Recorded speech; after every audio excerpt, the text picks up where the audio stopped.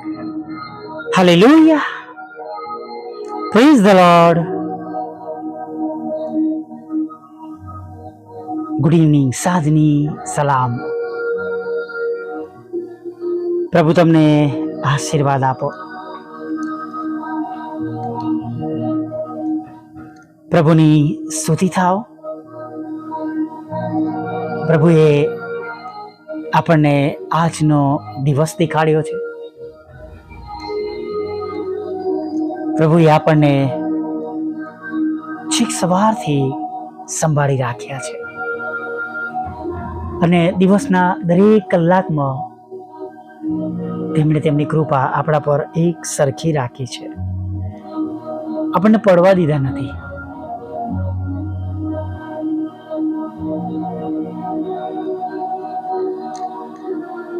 અને દિવસ દરમિયાન જ્યારે જ્યારે આપણા ઈશ્વરને આપણે હાંક મારી ત્યારે તેમણે આપણું સાંભળ્યું છે. Praise the lord. આપણી પાસે આ માસનું વચન છે, મારી વિપત્તિને લીધે મેં યહોવાને વિનંતી કરી ને તેમણે મને ઉત્તર આપ્યો. હાલેલુયા. Praise the lord. ખરેખર પ્રભુની સ્તુતિ થાવ, પ્રભુની પુષ્કળ સ્તુતિ થાવ અને આપણા જીવનો દ્વારા, આપણા કામો દ્વારા કેવળ અને કેવળ જીવતા ઈશ્વરને માન અને મહિમા મળો. હાલેલુયા. Praise the lord. અને જ્યારે આપણે પ્રભુની પાછળ ચાલીએ છીએ, પ્રભુ પર વિશ્વાસ કરીએ છીએ, ત્યારે પ્રભુ આપણું રક્ષણ પણ કરે છે, નહીં? ઘણીવાર આપણો બચાવ કરે છે. ઘણીવાર પ્રભુ એવી બાબતો પણ આપણા જીવનમાં કરે છે કે જેના લીધે ભલે એ બાબતો આપણા માટે દુઃખદાયક હોય પણ એમાં પણ આપણું ભલું થાય છે. એક વખત એક પ્રભુના સેવક બહુ દૂર જગ્યા પર પ્રભુનું વચન આપવાને માટે જવાના હતા. ઘણા પ્રચલિત સેવક હતા અને તેઓ 2-3 દિવસથી પ્રાર્થનામાં હતા. સંદેશો તૈયાર કર્યા બાદ તેમની આદત પ્રમાણે તેઓ પ્રાર્થના કરતા હતા અને એ દિવસ પણ આવ્યો. જવાનું હતું. 10 વાગે તેમણે પહોંચવાનું હતું. તેઓ જેઓ બહાર આવ્યા, એમની ગાડી પાસે દરવાજો જેઓ ખોલવા ગયા, એવું જ ગાડી નીચેથી કૂતરું નીકળ્યું અને એમના પગમાં જોરથી બચકું ભરી લીધું. તત્કાળ તેમને હોસ્પિટલ લઈ જવામાં આવ્યા. ઇન્જેક્શન આપવામાં આવ્યું અને હવે તેઓ એ પરિસ્થિતિમાં ન હતા તેઓ જઈ શકે. આ એ સમયની વાત છે કે જ્યારે મોબાઈલ યુગ ન હતો અને જૂજ જગ્યાઓમાં વ્યવસ્થા પ્રમાણે લેન્ડલાઇન ફોન હોય અને મીટિંગ પહેલાં કોઈક જગ્યાએથી કોઈને સમાચાર મળ્યા કે કોઈક ગાડી આવતી હતી. એ ગાડી પર હુમલો થયો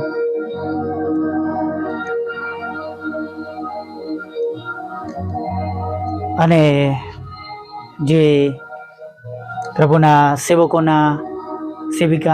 સેવકોની વિરુદ્ધના મંડળો હોય એમણે હુમલો કર્યો હતો. એ ગાડી જે પ્રભુના સેવક લઈને જવાના બિલકુલ એવી જ હતી, એ રંગની અને એ કંપનીની, અને ભૂલમાં તેમણે બીજા કોઈ પર હુમલો કર્યો અને ત્યાંથી નાસી ગયા.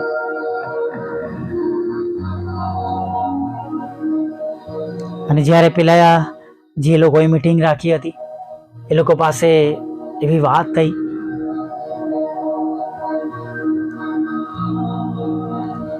કે ગાડી પર હુમલો થયો છે. બધા વાહનો લઈને ત્યાં પહોંચ્યા તો જોયું તો પ્રભુના સેવક હતા નહીં, કોઈક બીજું હતું. અને તેઓ પાછા ફર્યા. જેઓ મીટિંગ એરેન્જ કરી હતી તે મને એક ભાઈએ કીધું કે ફોન આવ્યો હતો સરનો કે તેમને સવારમાં કૂતરું કરડ્યું છે, એટલે તેઓ ઘરેથી જ નીકળ્યા નથી. કેટલી ગજબની બાબત છે નહીં? જો સવારમાં 5 વાગે નીકળી ગયા હોત, જો એ લોકો એમના શત્રુઓ રાહ જોઈને બેઠા હતા તો એમને ઘણું નુકસાન થયું હોત. પણ પ્રભુએ એમના લોકનો અદ્ભુત બચાવ કર્યો. એવી ઘણી બધી બાબતો છે. ઘણીવાર આપણી ટ્રેન ચૂકી જાય છે, ઘણીવાર આપણે લેટ થઈ છે, આપણા વાહનમાં પંચર પડે છે. ત્યારે ઉદાસ ના થાય, દુઃખી ના થાય, વધારે ઉતાળમાં કામ કરવામાં આપણે ભૂલો ના કરીએ. પણ દરેક બાબતમાં, દરેક સંજોગોમાં પ્રભુનો આભાર માનીએ. જો લેટ પણ થયા છે તો એમાં પણ પ્રભુનો કોઈ આશય હશે. હા, જાણી જોઈને લેટ થઈએ, ઊંઘી રહીએ, વહેલા ના ઉઠીએ, ટાઈમ બગાડીએ કે જવાના સમયમાં એવું બીજું કોઈ કામ કરીએ કે જે દેવની દ્રષ્ટિમાં સારું નથી, એ બધી બાબતો જુદી છે. પણ ઘણીવાર પ્રભુ અદ્ભુત રીતે આપણો બચાવ કરે છે નહીં? અને આજે પણ એ જ ઈસુ છે. આજે પણ આપણા એ જ પ્રભુ છે. એ રાત્રે કે છે રાજાને ઊંઘ આવી નહીં, સવારમાં વહેલા સિંહોના બિલની પાસે ગયા નહીં, કે છે કશું સંગીત બંગીત પણ એમણે સાંભળ્યું નહીં. અને તેઓ સીધા બિલ પાસે ગયા અને સવારમાં બૂમ પાડીને કહ્યું, દાનિયેલ બૂમ પાડે છે નહીં. અને દાનિયેલને પૂછવામાં આવે છે અને દાનિયેલ કહે છે, હા, મારા દેવે મારો બચાવ કર્યો છે. એ બચાવે છે પ્રભુ, રક્ષણ કરે છે. ભલે તમારી અને મારી વિરુદ્ધમાં ગમે તેવી બાબતો હોય, પણ જો તમે અને હું પ્રભુના છે તો ક્યારેય ના ગભરાઈએ.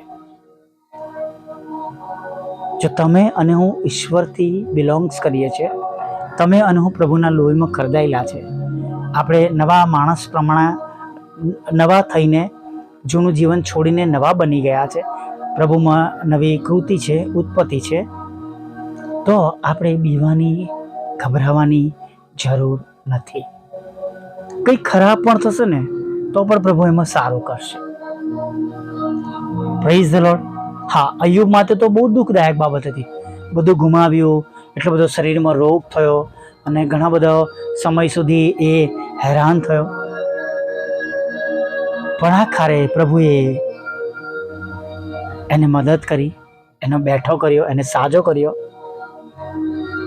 અને આપણે વાંચીએ છીએ કે જે પહેલાં હતું એના કરતાં પણ વધારે તેના પાછલા સમયમાં તેમની પાસે હતું.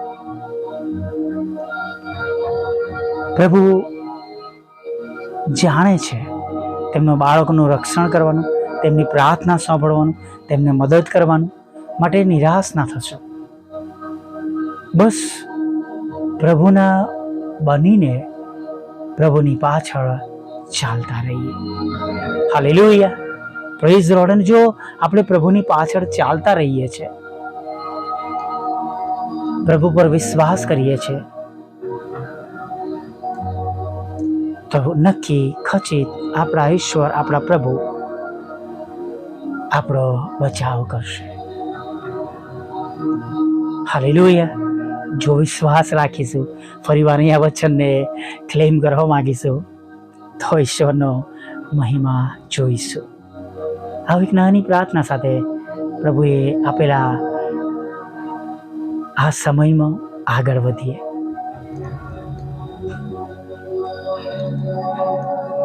વાલા પ્રભુ, અમે તમારી સ્તુતિ કરીએ છીએ. અને પ્રભુ અમે તમારો આભાર માનીએ છીએ, ધન્યવાદના અર્પણો ચઢાવતા પ્રભુ તમારા ચરણોમાં નમી જઈએ છીએ. પ્રભુ છેક સવારથી તમે અમારું રક્ષણ કર્યું છે, તમે અમારી સંભાળ લીધી છે અને તમે અમારી કાળજી લીધી છે.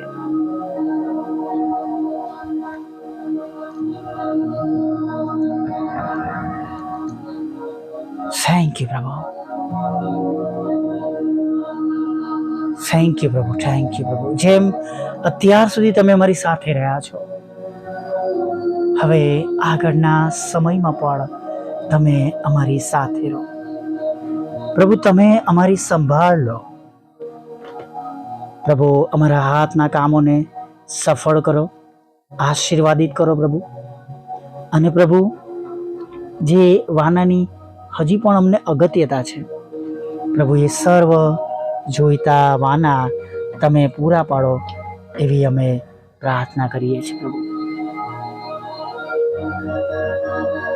એથી વિશેષ પ્રભુ અમે તમને વિનંતી કરીએ છીએ કે જેમ અને જે રીતે તમારા બાળકોને હમણાં અત્યારે તમારી સહાય અને મદદની જરૂર છે પ્રભુ, તમે એવી જ રીતના તમારા બાળકોને તમે સહાય અને મદદ કરો. જે રૂપમાં તેમને સહાય અને મદદની જરૂર છે પ્રભુ, એ રૂપમાં તમે તેમને સહાય અને મદદ કરો પ્રભુ. જેઓને અત્યારે હોસ્પિટલમાં દાખલ કરવામાં આવ્યા છે, અકસ્માત થયો છે, હૃદય રોગનો હુમલો થયો છે, પેરાલિસિસનો એટેક છે, બ્રેઇન સ્ટ્રોક છે પ્રભુ, મગજમાં પ્રભુ નાના મોટા મગજની અંદર પ્રભુ ક્લોટિંગ્સ થઈ ગયું છે, નસ ફાટી ગઈ છે પ્રભુ. અને પ્રભુ બ્લડ પ્રેશરના લીધે, સ્ટ્રેસના લીધે કે પ્રભુ અન્ય કોઈ એવી બાબતના કારણે પ્રભુ તેઓ હોસ્પિટલાઇઝ છે, અકસ્માત થયો છે, ઓપરેશન કરવું પડે એવું થયું છે, ગાંઠો છે પ્રભુ, જીવલેણ રોગ નિદાન થયો છે પ્રભુ, કિડની કામ કરતી, લંગ્સ નબળા પડી ગયા છે, લીવર ખરાબ થઈ ગયું છે, આંતરડાઓમાં પ્રોબ્લેમ છે પ્રભુ, કરોડરજ્જુમાં પ્રશ્નો છે, મણકાની ગાદી ખલાસ થઈ ગઈ છે, ઘૂંટણમાં દુખાવો છે, હાથે પગે ચાલી શકાતું નથી, હાથનો ઉપયોગ થઈ શકતો નથી, પગેથી ચાલી શકાતો નથી, હાથ ઊંચો થતો નથી, આંગળીઓમાં દુખાવો છે, વસ્તુ પકડાતી નથી, આંખે ઓછું દેખાઈ રહ્યું છે, કાને ઓછું સંભળાઈ રહ્યું છે, પાણી પીવાતું નથી, ખોરાક પચતો નથી, વોમિટ થાય છે, ચક્કર આવે છે, ખેંચ આવે છે, તાવ આવે છે, કોઈ રોગ પકડાતો નથી પ્રભુ. જે પણ બાબતો હોય પ્રભુ, એ બધી સર્વ બાબતોને પ્રભુ તમારા બાળકોમાં જોવા મળી હોય, રોગ માલુમ પડ્યા, નિદાન થયા હોય પ્રભુ, તમે હમણાં જ દૂર કરજો પ્રભુ. અથવા ન બોલાયેલા તમામ રોગોમાંથી પણ તેઓ અત્યારે તેમના વિશ્વાસ પ્રમાણે તમારા નામમાં પ્રભુ ઈશ્વરના નામમાં સાજા થઈ જાય તેવી પ્રાર્થના કરીએ છીએ પ્રભુ. તૂટેલા ઘરને જોડજો પ્રભુ, ડિવોર્સને ખાલી જ કરજો પ્રભુ. ગેરમાર્ગે દોરાઈ ગયા છે એમને પાછા લાવજો, વ્યસનોમાંથી છોડાવજો, વ્યભિચારમાંથી તમે એમને પ્રભુ છોડાવજો, છુટકારો આપજો. દરેક એવી ખરાબ બાબતોને કુટેવોમાંથી પ્રભુ, જે તમે પસંદ કરતા નથી, તમને અમંગળ લાગે છે, એવી દરેક બાબતોમાંથી તમારા બાળકોને છોડાવજો. ને પ્રભુ દરેક ઘૂંટણના બે, દરેક જીભ કબૂલ કરે તમે દેવના દીકરા છો પ્રભુ, એવું તમે થવા દેજો પ્રભુ. તમારી આગળ અમે નમ્યા છે ત્યારે ખાસ પ્રભુ પ્રાર્થના કરીએ છીએ પ્રભુ.